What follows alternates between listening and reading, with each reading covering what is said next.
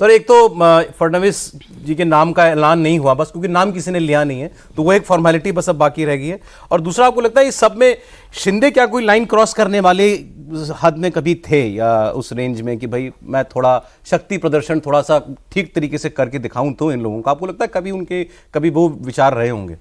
जैसे सिंहासन बत्तीसी पे जो बैठता है उसका विचार बदल जाता है, भाव भंगिमा बदल जाती है।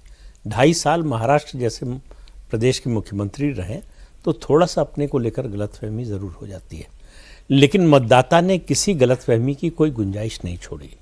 और मेरा तो मानना है, मैं उसी दिन से कह रहा हूँ जिस दिन बीजेपी की पहली लिस्ट आई महाराष्ट्र की और उसमें देवेंद्र फडणवीस का नाम था, उस दिन से तय था कि सरकार बनेगी तो देवेंद्र फडणवीस ही मुख्यमंत्री बनेंगे।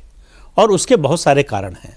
सबसे पहला कारण जो कार्यकर्ताओं की बैठक में अमित शाह ने महाराष्ट्र में कहा था कि 2029 में हम 100% वाली अपनी सरकार बनाएंगे।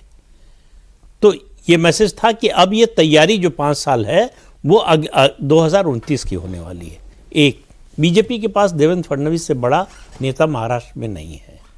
दूसरा, ये कहा जा रहा था कि भाई शिंदे तो मराठा हैं, बीजेपी के पास मराठा नेता नहीं है।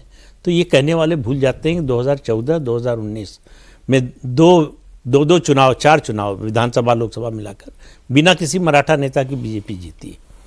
तो और इस चुनाव में तो कोई मराठा नेता न होने के बावजूद बीजेपी को जो वेस्टर्न महाराष्ट्र कहिए या मराठवाड़ा कहिए वहाँ अच्छी सफलता मिली है।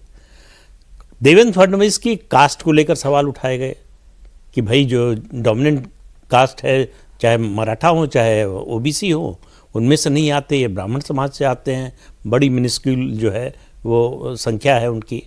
ये मुझे लगता है कि ये उनकी कमज़ोरी नहीं, ये उनकी सबसे बड़ी ताकत है, उनको कास्ट न्यूट्रल बना देती है। अगर 2 प्रभावी जातीय समूहों के बीच में से आपको नेता चुनना हो तो हमेशा मुश्किल होती है, क्योंकि जिसको चुनेंगे दूसरा नाराज़ होगा। मान लीजिए कि देवेंद्र फडणवीस मराठा होते या पिछड़ा वर्ग से होते तो सवाल ये होता कि अगर पिछड़ा वर्ग का चुना आपने तो मराठा नाराज होगा, मराठा को चुना तो पिछड़ा नाराज होगा।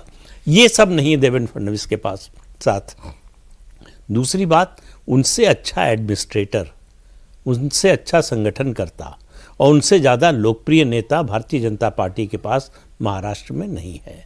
तो इसलिए देवेंद्र फडणवीस के अलावा बीजेपी किसी और नाम के बारे में विचार भी करेगी, ये भी सोचना गलत था। वो परिस्थितियां जो 2022 में हुआ, शिंदे बने, परिस्थितियां अलग हैं। दूसरा एक उदाहरण दिया जा रहा था बिहार का कि बिहार मॉडल जो वो एकनाथ शिंदे के ग्रुप की ओर से आ रहा था, तो बिहार और महाराष्ट्र की परिस्थिति में ज़मीन आसमान का अंतर है। बिहार में बीजेपी के पास कोई लीडर ही नहीं है स्टेट लेवल का।